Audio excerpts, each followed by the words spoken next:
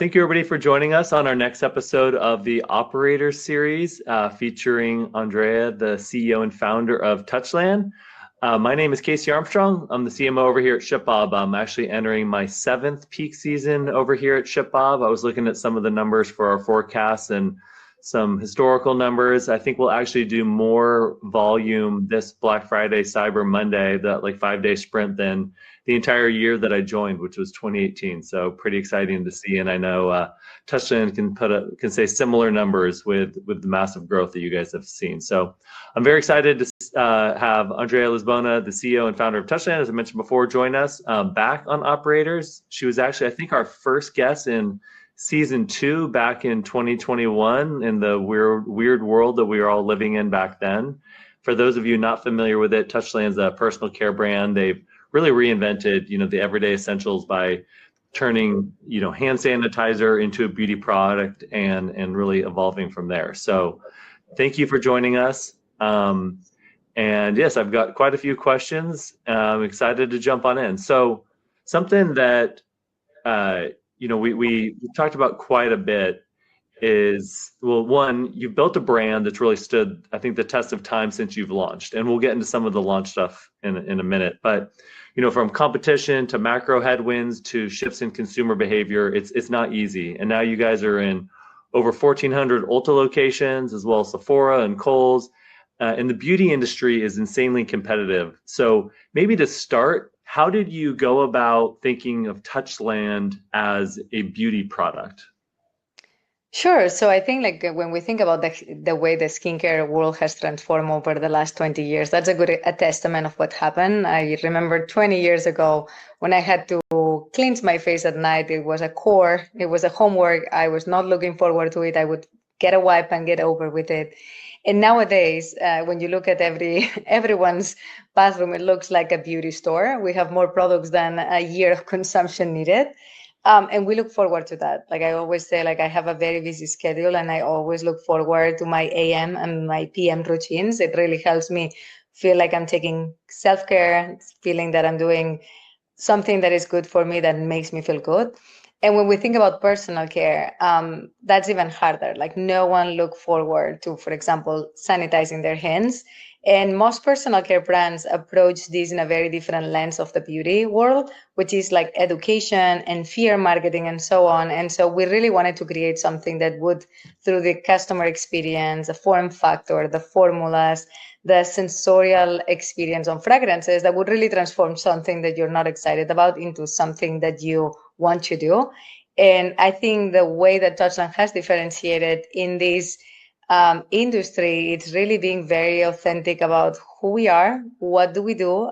We really try to be very disciplined in knowing what makes us special and not try to jump on trends or try to piggyback on other brands, and really stay very focused on understanding our consumer and really creating products that surprise and delight the everyday. And so we started with hand sanitizer, but again, our goal is to really own that real estate of personal care beauty essentials on the go, and really build that relationship that usually you don't have with beauty products because they remain in your bathroom, to really create that between AM and PM routines, that always on personal care brand.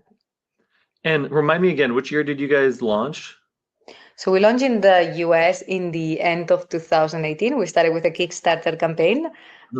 We are very consumer centric. Everything that we do is for our customers. And so nothing better than again, starting with a Kickstarter campaign. It really helped us build this people power brand that really created a platform. Even like every time that you achieve a certain milestone within the Kickstarter, you would unlock a new perk that was created by the backers. And so, for example, one good example is Touchland is one of the very few brands that is, if not the only one, in the beauty space selling fashion accessories in prestige channel.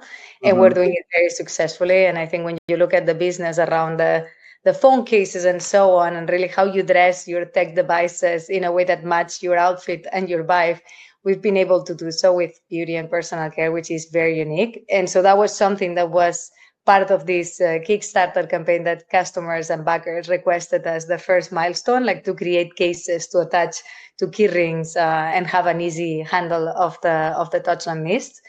And then we started with the D2C in December 2018. Nice. And so I want to get back to the cases in a little bit, because I do have some questions there, and you've done definitely some interesting collaborations.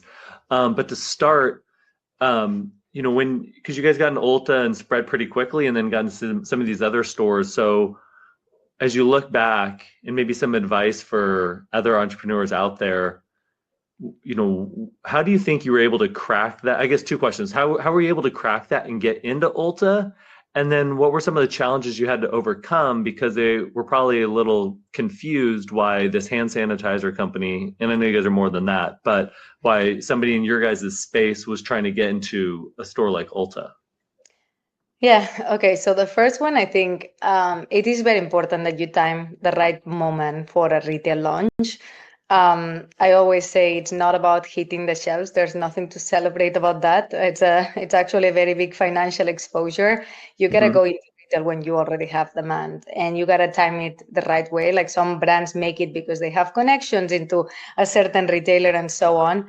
In our approach, we wanted to build that demand, that hype, and we had a lot of press, and we were the first brand to receive an Allure Best of Beauty. There wasn't even a category for hand sanitizer because it was not perceived as a beauty experience. We had a lot of social media buzz. We already started having a lot of organic featuring from celebrities and influencers and so on. And so that was really what got Ulta excited, because we were less than a year old in the market. And if they had played by the books, we should have started in a very small scale, maybe in their website, and then try stores. But we launched in 1,400 doors all of a sudden, and it was incredibly successful. We sold out within 2 weeks, all of that pre-COVID, because I think like a lot of people has the perception that COVID accelerated Touchland success, and our success started before COVID. And then during COVID, we experienced supply chain challenges that left us without product for a full year. So we had to relaunch the brand in a moment where the category was decreasing by 6%. Retailers were flooded of hand sanitizers not selling. But we believe that we were, again, creating something that made people happy and made people's life better. So we were given being in those 3 retailers, Sephora, Ulta, and Target. And fast forward 3 years later, now we have end caps and we have bins every door. And we've been able to really get an amazing exposure and growth, but it was done little by little and really getting the data to feel comfortable on those retail expansion moments. And again, why people may question how we did it, again, like I think no one, when you create something that there's really a new category for it, because again, when you were seeing the trends of this category decreasing post-COVID, a lot of people would not understand what's the success of Touchland about. And I don't think it's one thing, it's a lot of things. It's first of all, it's the product. We really invest a lot of time in R&D, in disruptive design and form factor and how it sprays and how it smells and that sensorial feeling. It's not just about like great ingredients, it's how you feel when you use those ingredients, because it happens a lot of times that I use a lot of skincare that I don't appreciate the texture, or it feels very greasy, or it's very sticky. So we really look at that 360 sort of experience.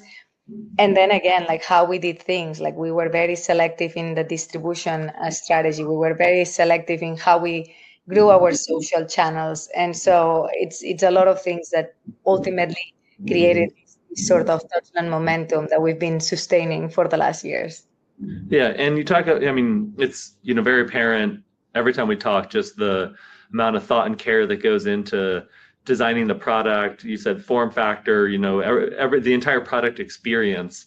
I want to get into some of the different location types, but you mentioned you don't want to celebrate getting onto the shelf. If anything, it's probably one of the most stressful moments, because you're either in debt or just spent a lot of money to actually get the products there in the first place. So, you guys have been able to get a lot of very strong press over time.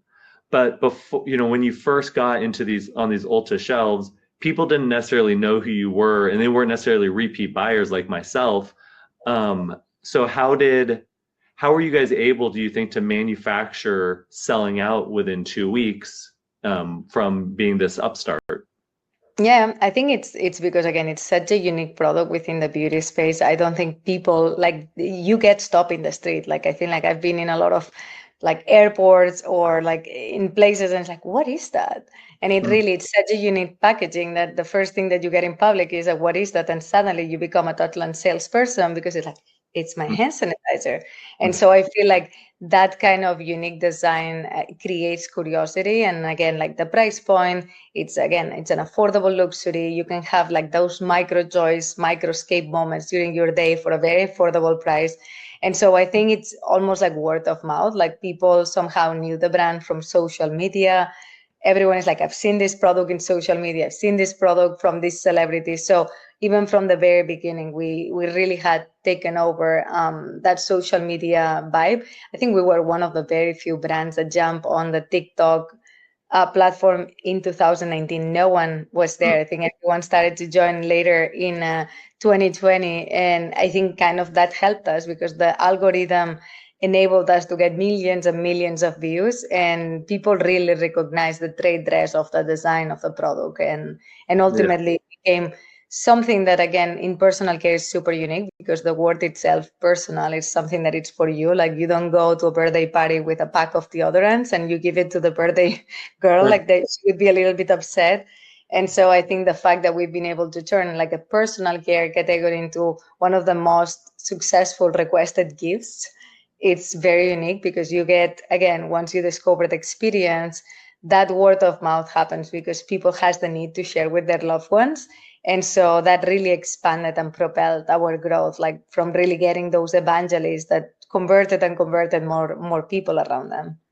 Yeah. Well, I love that breakdown. And so I want to get back to the shelves, or I guess the location types within the stores that you talked about as well. And so, I'm sure there's like an evolution of you start in one area and move on. And so there's being in, let's call it like with an Ulta, there's the beauty aisle, there's the impulse bins, there's the end caps, there's the towers. I'm sure there's other locations that I did not list off.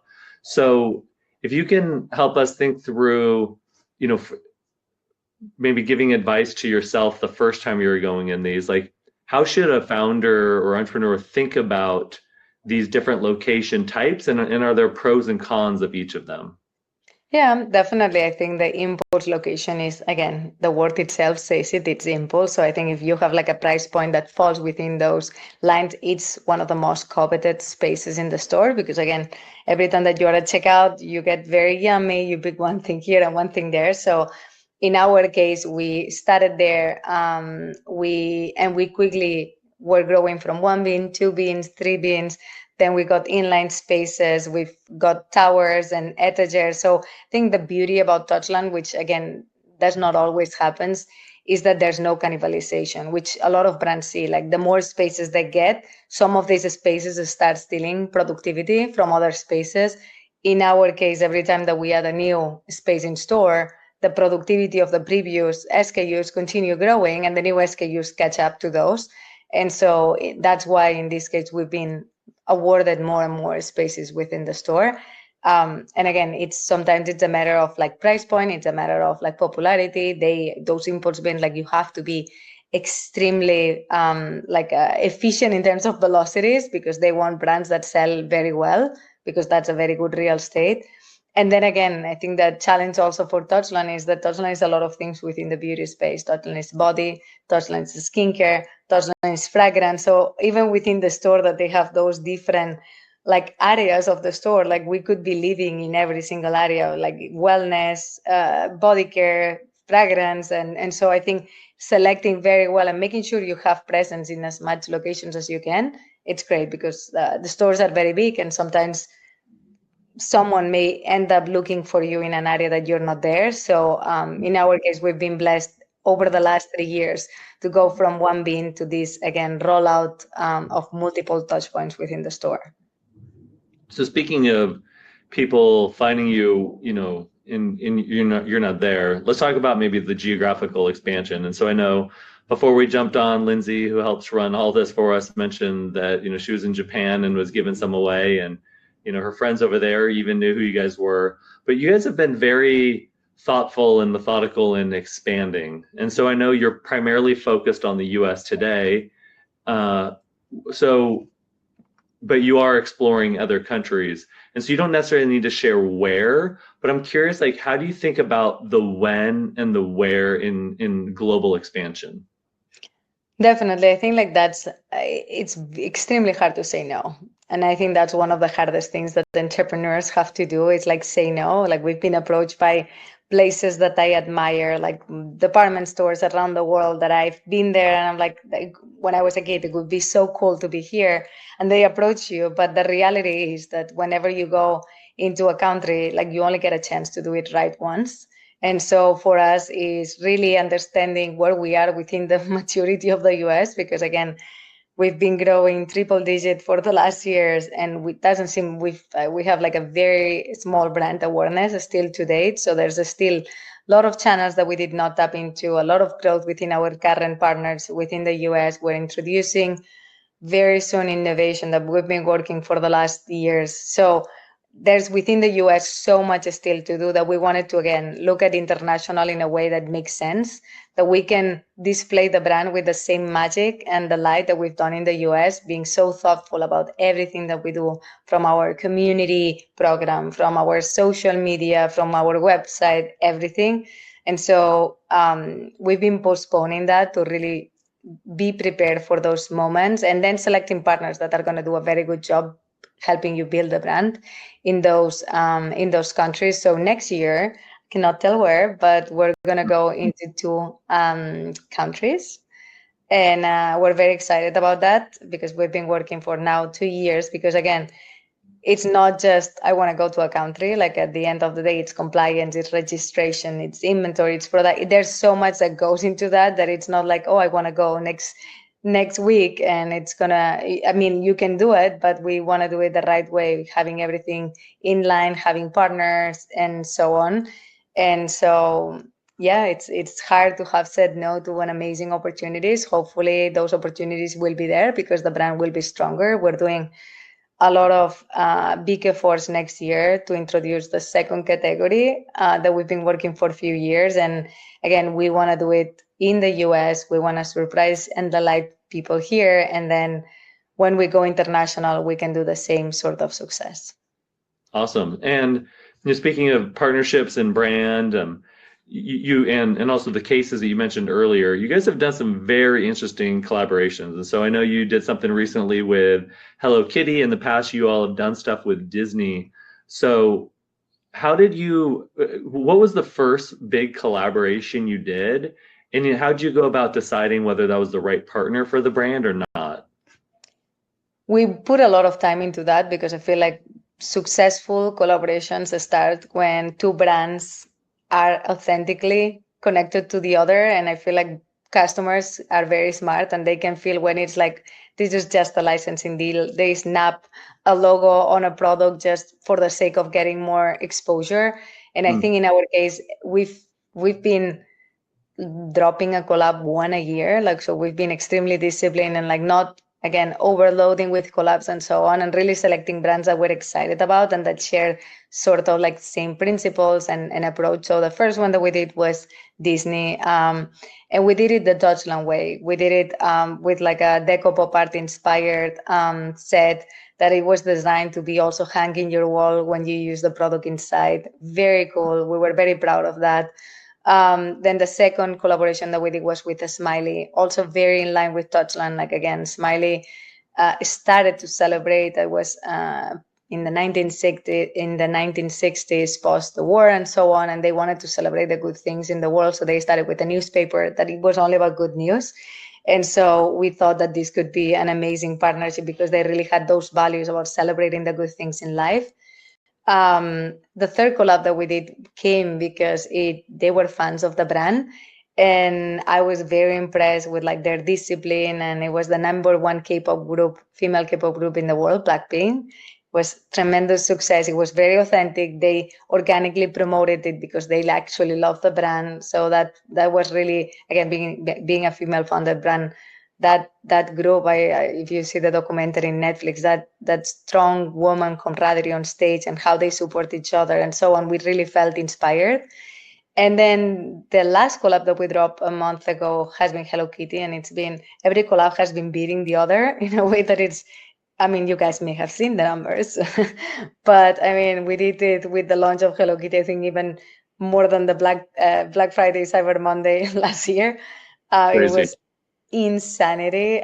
We had like 20,000 plus people on the wait list. It was insane. And it sold out within 48 hours, and we continue to restock and sell out.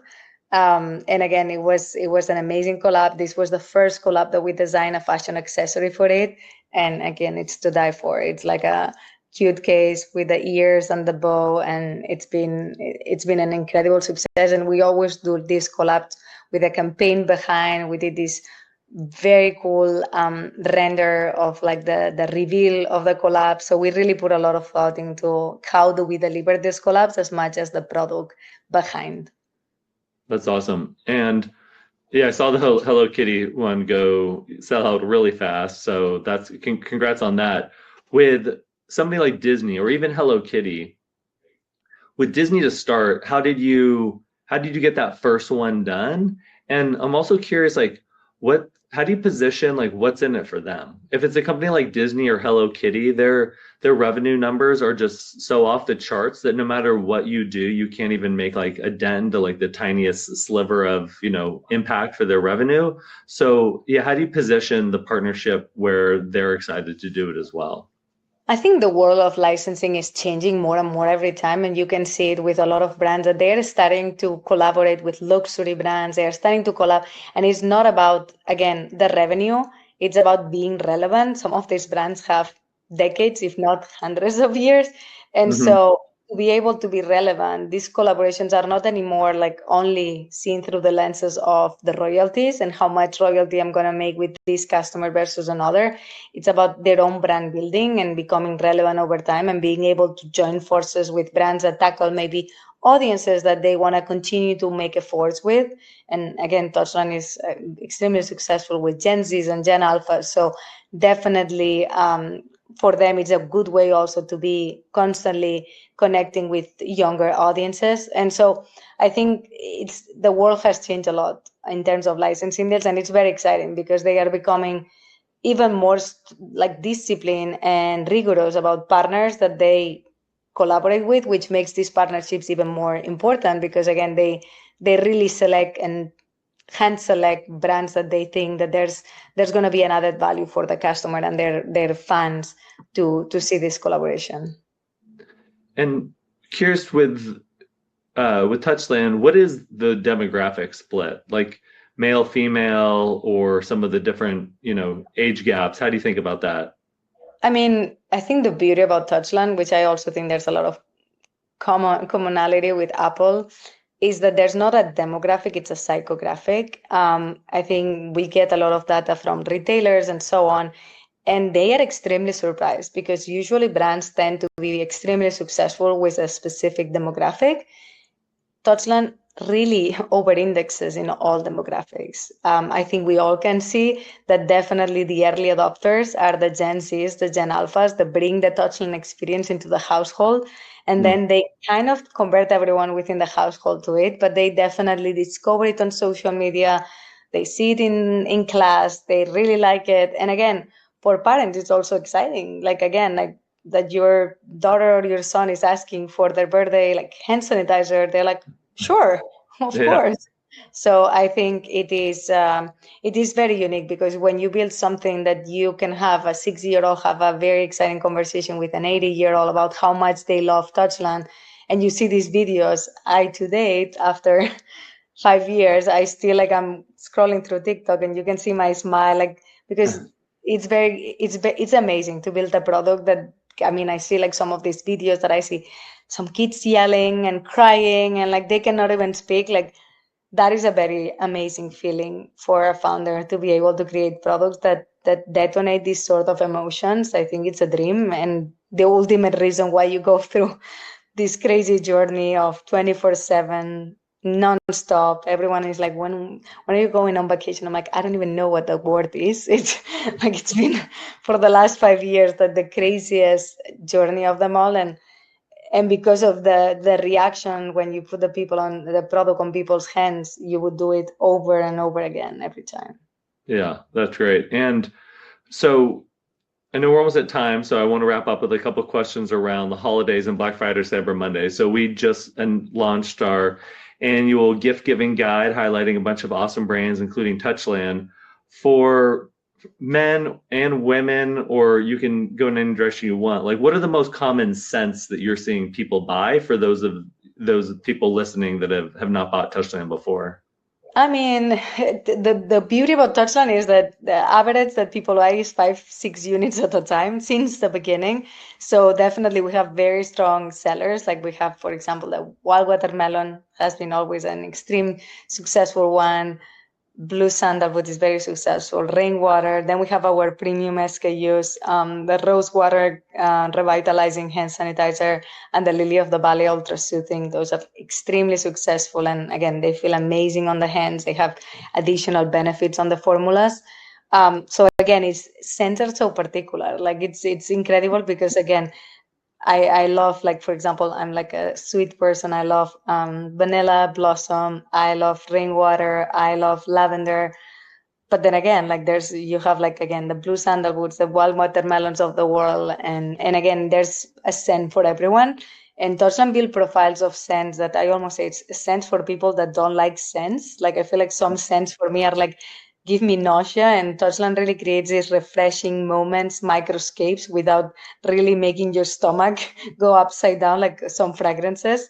And so I think that's why we have such a wide demographic that really enjoys the product. So I would say, depending on the scent profile, I mean, all of them are really, really good.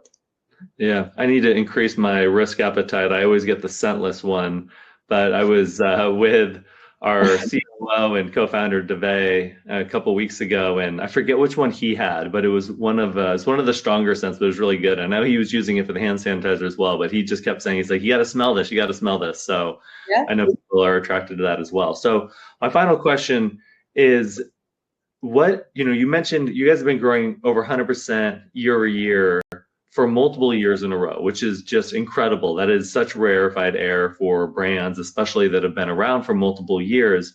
So what is the most different for how you guys have prepared for Black Friday, Cyber Monday this year versus years in the past?